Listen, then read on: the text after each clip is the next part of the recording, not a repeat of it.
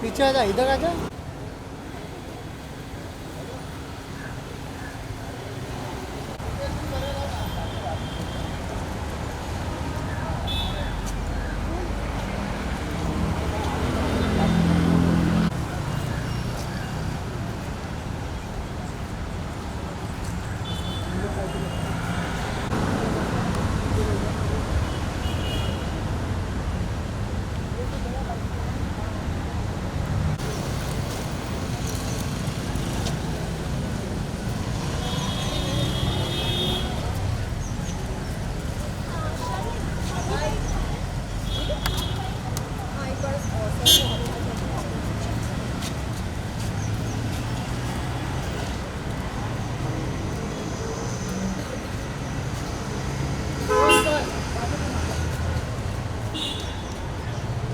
ओ uncle,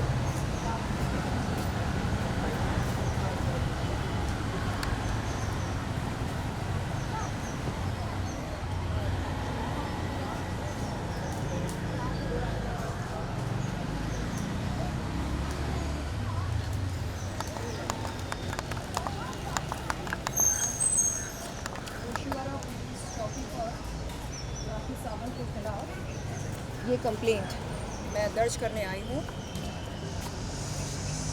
3 नवंबर को मैंने यही कंप्लेंट ले लो, बाइट बाइट लगे।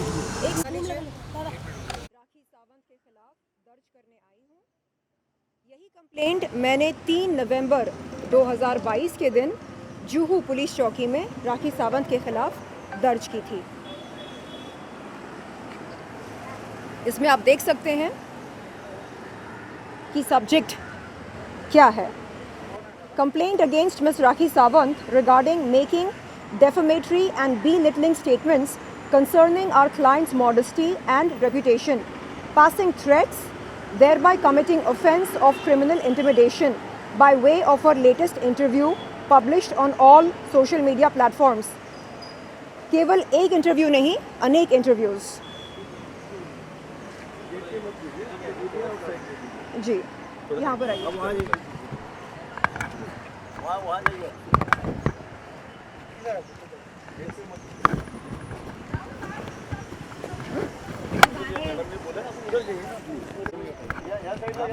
हाँ, ठीक है, डिस्पैच करके आते हैं, उसके बाद बताएंगे आपको। जी, ये है एक्स्ट्रा। हमारे पास।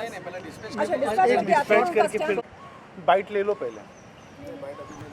ठीक है ना, तो लेंगे, बाइट पूरा हो जाएगा। सलीना, आप बता रहे थे कि उसमें क्या क्या राखी के ऊपर क्या आरोप लगे हैं, किस तरह की? जी, राखी सावंत की वकील फाल्गुनी जी ने जिन एक्सप्लिसिट वीडियोस और फोटोज़ का जिक्र किया है, उनके संबंध में मैंने पिछले साल महाराष्ट्र साइबर क्राइम, माफ़ कीजिएगा, महाराष्ट्र साइबर सेल और मुंबई क्राइम ब्रांच में अपना बयान दिया था। फाल्गुनी जी इन दोनों डिपार्टमेंट्स से विनती करके मेरे बयान की कॉपी मंगवा सकती हैं, पढ़ सकती हैं और जान सकती हैं कि मैंने क्या बयान दिया था उन एक्सप्लिसिट फ़ोटोज़ और वीडियोज़ के संबंध में। मैंने इस बात का खुलासा किया कि मैंने राज कुंद्रा और शिल्पा शेट्टी के लिए कुछ एक्सप्लिसिट वीडियोस किए थे। इस बात की जानकारी विस्तार में आपको मुंबई क्राइम ब्रांच से मिलेगी और महाराष्ट्र साइबर सेल से भी मिलेगी। तो मेरा अनुरोध है फाल्गुनी जी से कि वो जल्द से जल्द मेरे बयान की कॉपी मंगवाएं और पता लगाएं कि अश्लील और एक्सप्लिसिट कंटेंट और वीडियोस जिनका जिक्र वो कर रही हैं, उनके निर्माता असल में कौन हैं। और दूसरी बात ये है कि फाल्गुनी जी कह रही हैं कि मेरे पास सबूत क्या है ये साबित करने के लिए कि राखी सावंत एक दलाल है। फाल्गुनी जी, बात ये है कि कोविड से पहले फन रिपब्लिक थिएटर में एक इवेंट का आयोजन किया गया था। अवंतिका सिन्हा, मेरी एक्स पब्लिसिस्ट के द्वारा, उस इवेंट में कई सेलिब्रिटीज़ को आमंत्रित किया गया था। उनमें से राखी सावंत भी एक थी। मेरी मुलाकात राखी सावंत से उस इवेंट में हुई। राखी सावंत ने मुझसे मेरे कॉन्टैक्ट डिटेल्स मांगे और मैंने उनको दिए। अगले दिन राखी सावंत का कॉल आता है। वो कहती है, अरे यार शर्लिन, तेरे लिए कई सारे इवेंट क्वेरीज आते हैं मेरे पास।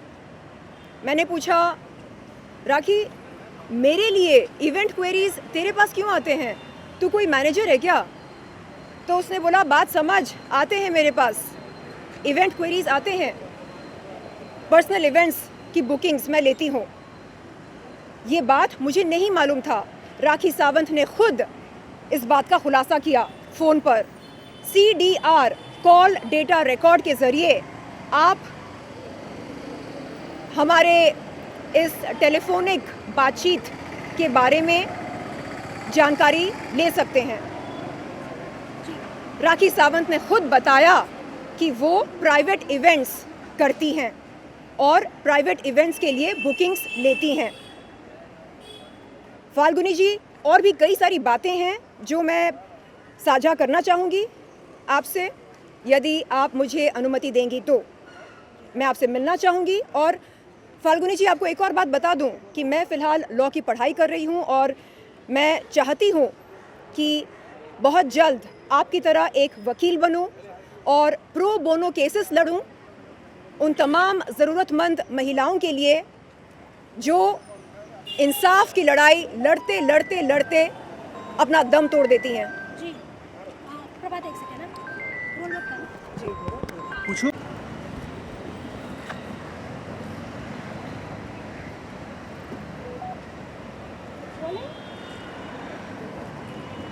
सुनो ना, वैसे साथ में करते फिर करना अपना, साथ में करते थोड़ा देर के लिए साथ में करते फिर अच्छा लगना। आ जाइए अभी। हाँ,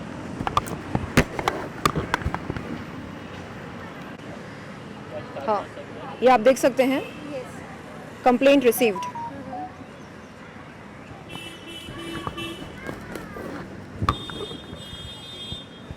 जी, तो शर्लिन जी क्या बोले यहाँ स्टेशन पे, क्या एक्शन लेने की बात बोले, क्या आपने क्या बोला, उन्होंने क्या बोला, बताइए। मैं बहुत खुश हूँ इस समय।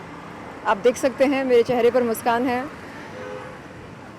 काफ़ी लंबी बातचीत हुई PI रजनी मैम से। उन्होंने पूछा कि दरअसल बात क्या है, ये खिटपिट क्यों हो रही है। तो मैंने बताया उनको, विस्तार में बताया।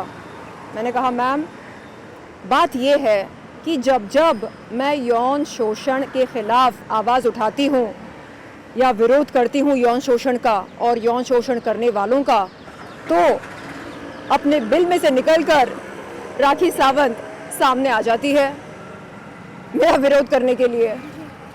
तो उन्होंने पूछा, क्यों, क्या दुश्मनी है राखी सावंत की तुम्हारे से, तुमसे? मैंने कहा, मैम कोई ज़्यादा दुश्मनी तो है नहीं, लेकिन पता नहीं क्यों मेरे हर आरोपी को, मेरे हर मोलेस्टर को वो अपना भाई बना लेती है और फिर उसकी वकालत करने आती है।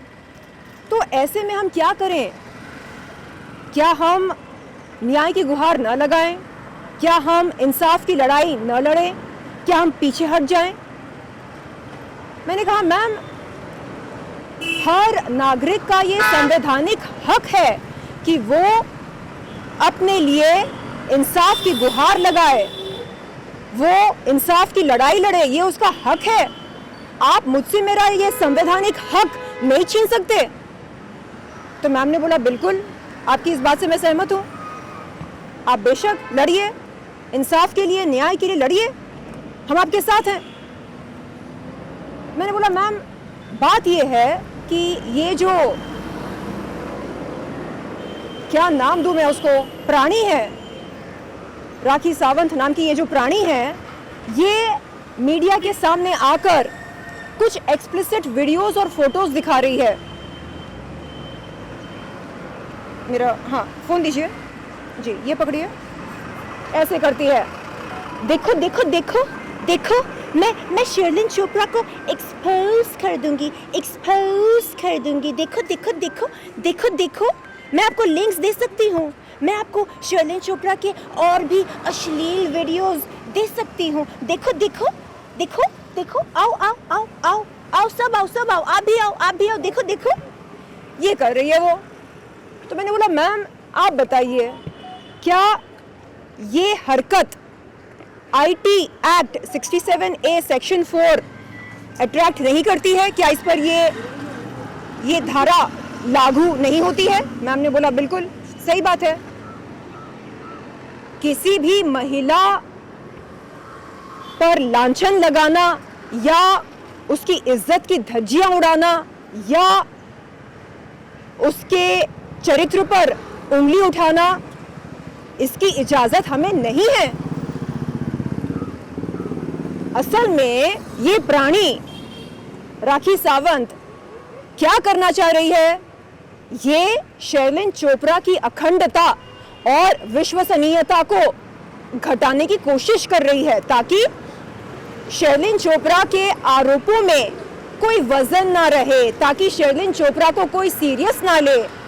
ये प्राणी भूल रही है कि हमारा संविधान उसकी प्लॉटिंग, प्लानिंग, स्कीमिंग से नहीं चलती है। हाय, हमारा संविधान, हमारा देश हमारे संविधान के अनुसार चलता है, और संविधान हमारे जो IPC सेक्शंस हैं उसके अनुसार चलता है।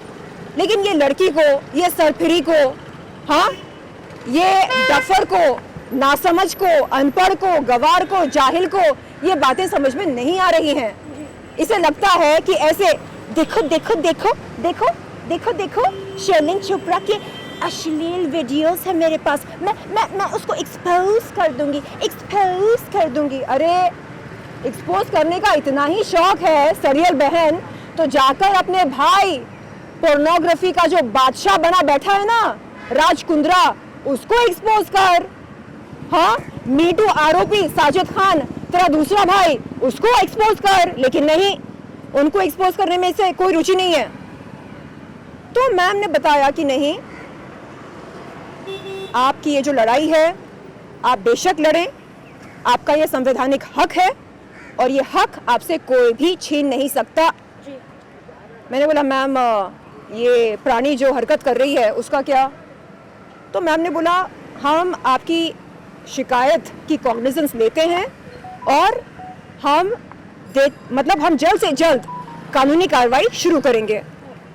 और ये आश्वासन दिया उन्होंने मुझको। मैंने उनके पैर छुए, मैंने बोला थैंक यू मैम, जो आपने मेरी शिकायत सुनी और मुझको ये आश्वासन दिया, थैंक यू सो मच। और मैम ने मुझे कॉम्प्लीमेंट दिया अंत में। मैम ने बोला कि एक बात बताओ, तुम कहाँ की रहने वाली हो? मैंने बोला क्यों मैम? नहीं, तुम बड़ा अच्छा बोलती हो। हाँ, कहाँ सीखा तुमने? आई सेड मैम बस यूं ही मीडिया वालों से बातचीत करते करते करते करते मेरी हिंदी थोड़ी अच्छी हो गई है। अच्छा बोलती हूँ ma'am, thank you so much. जो आपने मुझे समय दिया और मेरी पीड़ा को आपने समझने की कोशिश की, इस बात के लिए धन्यवाद। तो मैम ने बोला देखो, एक बात, तुम एक काम करो, पेन ड्राइव पर मुझे राखी सावंत के सारे इंटरव्यूज डाउनलोड करके दो, मैं देखना चाह रही हूँ। मैंने बोला जी मैम, बहुत ही आसान है ये काम करना, क्योंकि आप बस YouTube पर जाकर राखी सावंत शर्लिन चोपड़ा टाइप करो, अनेक इंटरव्यूज मिलेंगे उसके, जिसमें वो मुझको जलील करने की कोशिश कर रही है। तो मैम ने बोला प्लीज़ ये काम करना ज़रूर, ताकि हमें छानबीन करने में, तहकीकात करने में आसानी हो। तो ये काम मैं करने वाली हूँ, बहुत जल्द मेरी टीम करेगी। और इस शिकायत के चलते हम चाहते हैं कि राखी सावंत के खिलाफ कड़ी कार्रवाई हो और इस देश के लोग अच्छी तरह कान खोलकर, आंख खोलकर सुन लें, समझ लें, देख लें कि जब जब यौन शोषण के खिलाफ कोई महिला या पुरुष आवाज उठाए तो उसके साथ अगर राखी सावंत जैसे लोग उसका विरोध करने आते हैं तो उनका क्या हश्र होगा। ये भारत देश है, किसी के बाप की जागीर नहीं है। मेरा संवैधानिक हक है न्याय की लड़ाई लड़ना, इंसाफ की लड़ाई लड़ना। मेरे आरोपियों के बहनों से मेरी गुजारिश है कि मेरा संवैधानिक हक मुझसे न छीने। ये लड़ाई मेरे मरते दम तक जारी रहेगी। ये मेरी जीवन का मकसद बन चुका है, यौन शोषण के खिलाफ आवाज उठाना और यौन शोषण करने वालों का विरोध करना। जी धन्यवाद।